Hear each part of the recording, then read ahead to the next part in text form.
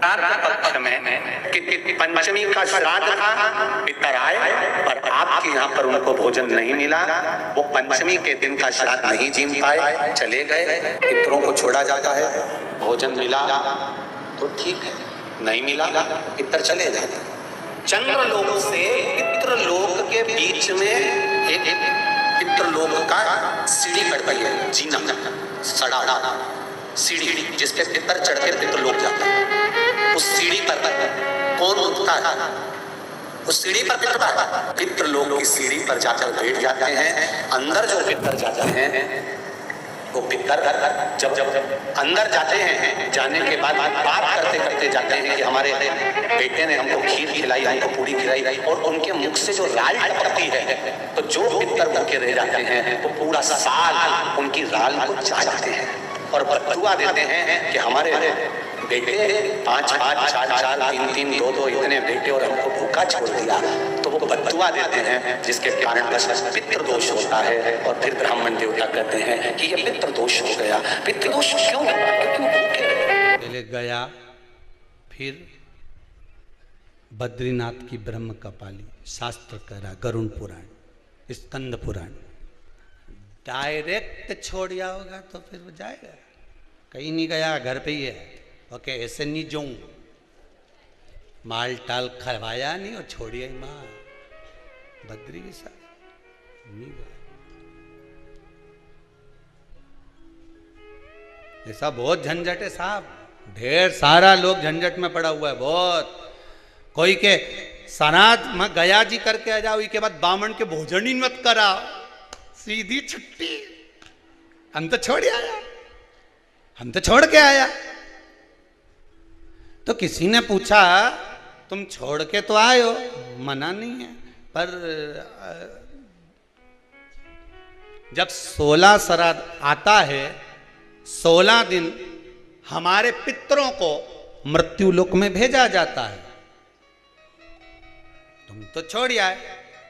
तुम्हारी शादी किसी गार्डन से हुई, बोलो ईमानदारी की बात, अब गार्डन से हुई तो तुम 50 बार गार्डन के सामने से निकलोगा तो तुमको याद आएगी कि नहीं आएगी? बोल, ईमानदारी से बोलना। मेरी शादी धर्मशाला से हुई थी, भले वो धर्मशाला की जगह पे दूसरी कॉलोनी बन गई, भले वो धर्मशाला की जगह पे दूसरा कुछ बन गया, भले वो गार्डन की जगह दूसरी चीज बन गई, पर याद तो है नहीं तुम्हें कि यहीं आफत आई थी हमारे?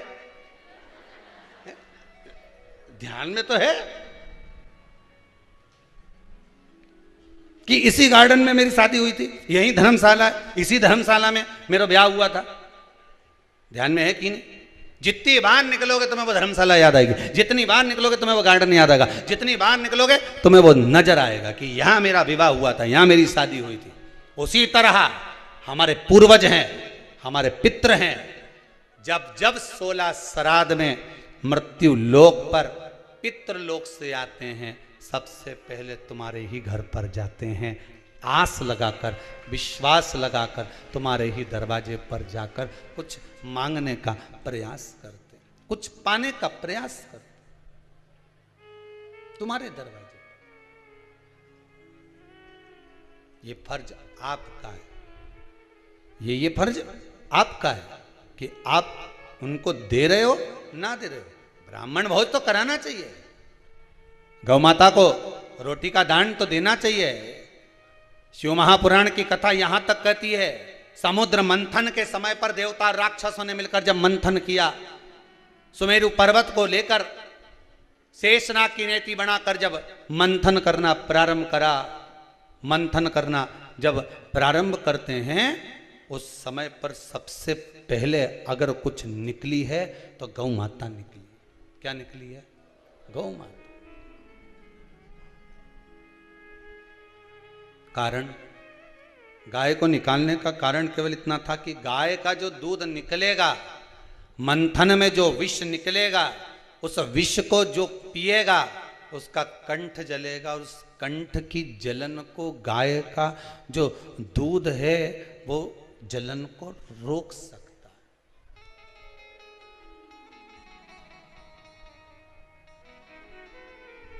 थोड़ा सा कच्चा दूध, कच्चा दूध मतलब तपाया ना हो, आवाज बढ़ा, रिटर्न, थोड़ा सा कच्चा दूध, और अपन अमावस्या के दिन या पितृपक्ष में या ब्राह्मणों को या ब्राह्मण के बच्चे को अमावस्या के दिन दूध पिलाते हैं या दूध का गिलास देते हैं तो वो पका हुआ नहीं रहता, वो पका हुआ नहीं रहता, वो कच्चा दूध है। पीपल के नीचे जो दूध चढ़ाते हैं वो जम के बोलते जाओ कच्चा, शिव जी को जो दूध चढ़ा है वो कच्चा। कहीं पूजन में अगर प्रयोग लिया जाए तो कच्चा, पका हुआ का वर्णन नहीं है कि पका हुआ दूध होना चाहिए, यहाँ तो कच्चे दूध का वर्णन है कि कच्चा दूध, वहां कच्चा दूध चढ़ाया जाता है। किस लिए है, कारण क्या है? शंकर भगवान के श्री विग्रह में, भगवान शंकर के शिवलिंग में, भगवान शिव के शिवलिंग के भीतर सारे लोक, चाहे वो वैकुंठ लोक हो, चाहे वो मृत्यु लोक हो, चाहे वो पितृलोक हो, सब उस शिवलिंग के भीतर विराजमान है महाराज।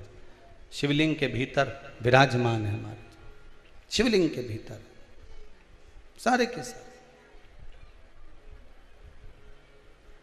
सारे लोग वहां पर विराजमान है। ठीक है,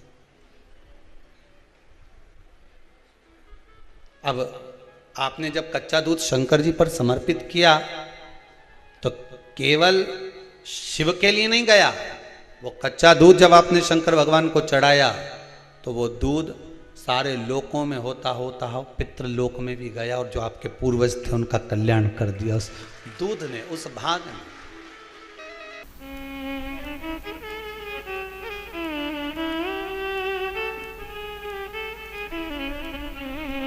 प्रेम दीजिए,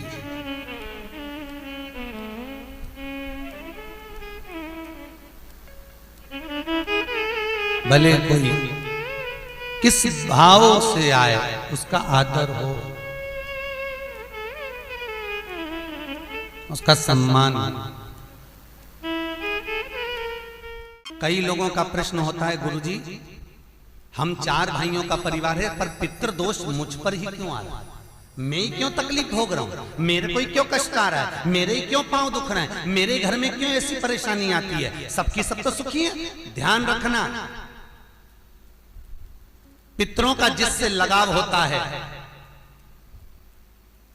और जिसको पितरों ने दिया होता है, पूर्वजों ने दिया होता है, भगवान ने दिया होता है, लालसा उसी से होती है। भीख मांगने वाला, भिक्षा मांगने वाला भिखारी भी होता है, भिक्षुक भी होता है। तो गाड़ी देख लेता है कि 4 व्हीलर गाड़ी से आया है तो सेठ जी 10 रुपया देगा।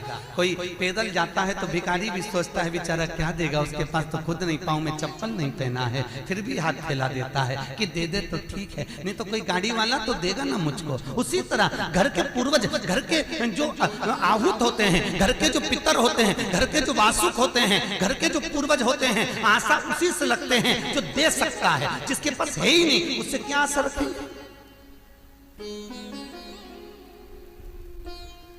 जिसके पास कुछ है ही नहीं उससे आशा रखना क्या?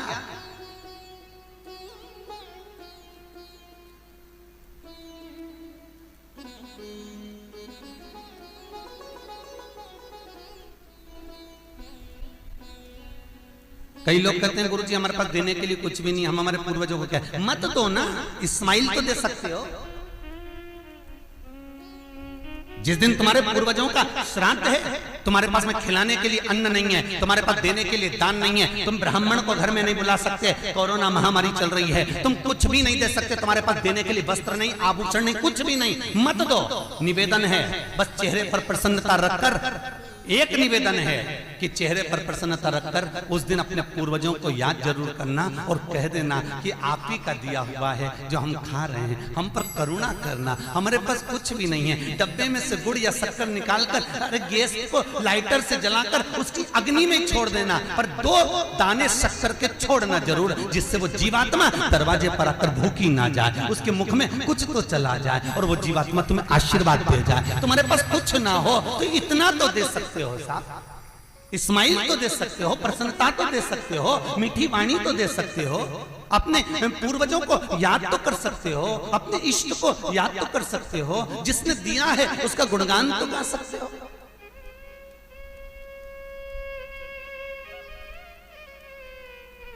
एक नई नवेली दुल्हन को पति ने एक नई नथनी लाके दे दी।